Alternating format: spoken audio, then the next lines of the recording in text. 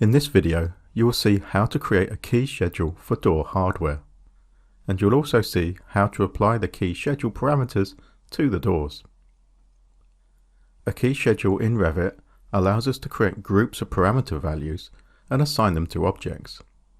For example, we may have many of the same types of rooms in a project, such as bedrooms or bathrooms in a hotel, and these rooms would have the same finishes for the floors, walls and ceilings. So rather than assign the finishes to individual rooms, we can create a key schedule to group together the finishes under a key name, such as bedroom finishes or bathroom finishes, and then apply that key to the relevant room. I have the exercise file key schedule open, and we'll create a key schedule for door hardware.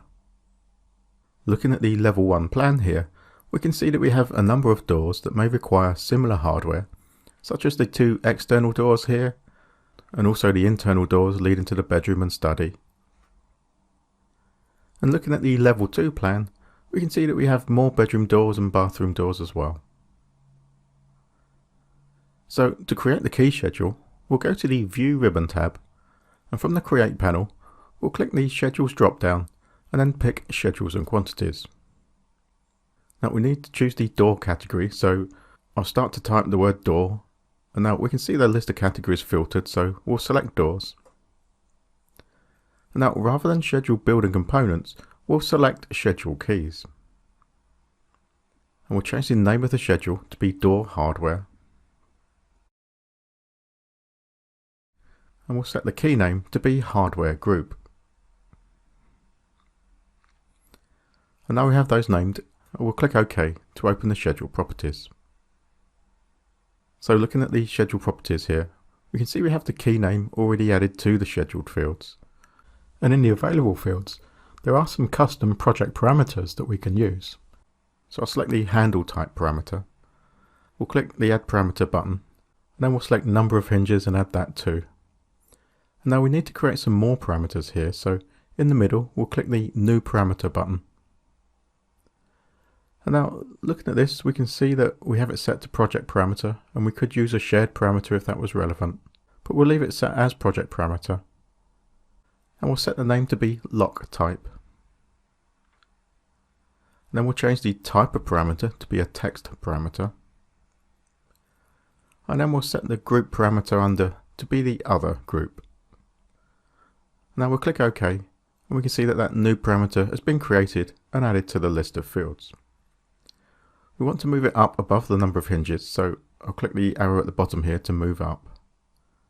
And now we'll click to create another new parameter. And this one we'll set the name to be requires closer. And the type of parameter will be a yes/no parameter. And this is already grouped under the other group, so we'll click OK, and we can see that that's also been added to the list of scheduled fields.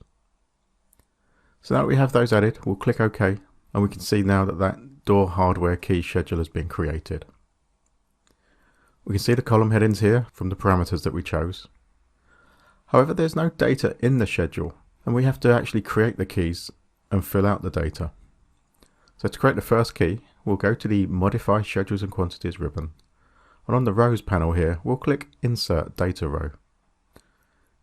So we can see that's added the first key. We'll change the key name to be Group 1. And now we can start to fill out the data, so we'll set the handle type to be 3 lever. And then the lock type will be Secure Deadlock. The number of hinges will be 3, and we'll select to indicate that it does require a closer. So now we'll add a second group.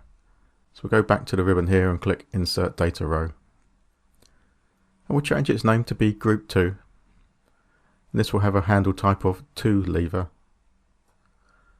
And the lock type will be Key Operated. And the number of hinges 2. And this one doesn't require a closer, so we'll deselect that. Finally, we'll click Insert Data Row again and add a third one. We'll change its name to be Group 3. Then this will also be a 2 lever handle type. The lock will be latch only. and the number of hinges will be 2. And this one does require a closer, so we'll click to select that. So we've created those keys here, and we could continue to add more keys if required. Or we can always come back and add new keys at a later date if the requirements for the doors change. So now I'll swap back to the level 1 plan view. And I'll select the external door at the bottom of the view here. Now looking at the properties palette, in the identity data panel here, we can see we have the hardware group parameter. It's currently set to none. And looking further down on the other panel, we can see that we have those parameters there for the door hardware, so the number of hinges, handle type, lock type. And these are currently editable, so we could click into the number of hinges here and assign in a number. But if I go back up to the hardware group parameter and now choose one of the groups, so we'll pick group 1, we can see now in the other panel that all of those parameters have inherited the data from the key schedule, and we also cannot edit them. So now I'll pick the other external door here and we'll assign this to be a group 1 also, and we can see those parameters have been added. And now I'll select the internal doors here to the bedroom, bathrooms and study, and then we'll assign those to be group 2.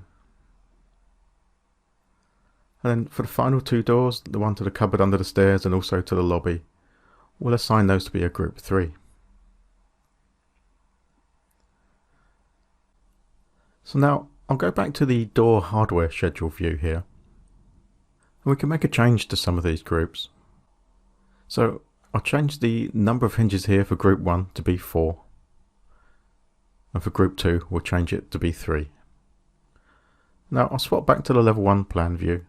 If I pick one of the external doors, looking at the number of hinges here, we can see that's been updated to the new value, and also one of the internal doors. That's also been updated. And that makes it easier for us to edit that door hardware key schedule rather than have to go around all of the doors in the project and make the changes individually. Now looking at the project browser, we also have a door schedule, so I'll open that. And we can see that that has a number of columns in, and we'd like to add the door hardware group. So to do this, we'll go to the Modify Schedules and Quantities ribbon here, and from the Columns panel, we'll click the Insert button. We can see that we have quite a lot of available fields here for the door. But we can see the hardware group 1, and we want to add this to the end of the schedule, so I'll pick the last entry here, and then click Add Parameter. And that will go into the bottom of the fields here, which when we say OK, we'll put it at the end of the schedule. We can see now that we've got all of those hardware group values added. However, the doors on level 2 have not been updated, so we'll change all of these here in the schedule to be group 2. Now that we have that completed, we could issue the schedule like this and then also issue the door hardware schedule separately as a reference. However, we could also add the parameters for the door hardware to this schedule too. So to do this, we'll go to the Modify Schedules and Quantities ribbon. And from the Columns tab here, we'll click the Insert button. And now to filter out the list of available fields here, we'll expand the filter panel. And then we'll uncheck Type Parameters here so we can just see instance parameters.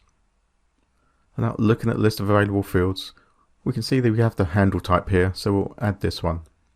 Then the lock type, and then the number of hinges, and also the requires closer. So now we'll click OK, and we can see that all of those columns have been added to the schedule, with all of the data filled out. Actually, looking at the door at the bottom here, I've changed this to be a group 3 rather than a group 2. And we can see that data update in the columns here. Also, I'll swap back to the door hardware schedule and we'll change the number of hinges for group 1 to be 3. Again, if I swap back to the door schedule, we can see that that's updated there, and it will have also updated on the doors via the bidirectional associativity. So having got the hardware types assigned to the doors, that completes creating the key schedule.